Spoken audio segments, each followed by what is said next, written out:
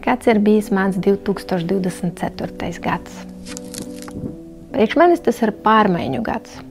Bija pozitīvas pārmaiņas, es tik tiešām ļoti daudz lidoju.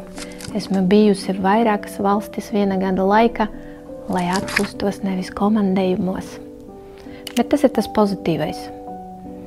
Bija arī ļoti daudz sāpīgu emociju. Jo tad, kad tu sāk mainīties, un es gribu mainīties, es gribu augt un attīstīties, un drīz pastāstīšu, kāpēc, tas ir sāpīgi, jo tu saproti, ka šeit tu vēl neesi sasniedzis noteiktu līmeni, reāli vēl nevelk. To tu izdarīji nepareizi, reāli kļūdījies. Un atnākt pie komandas un godīgi pateikt, es kļūdījos. Un vairākus gadus mēs darījām ne tā, kā vajadzētu. Jaunas ambīcijas.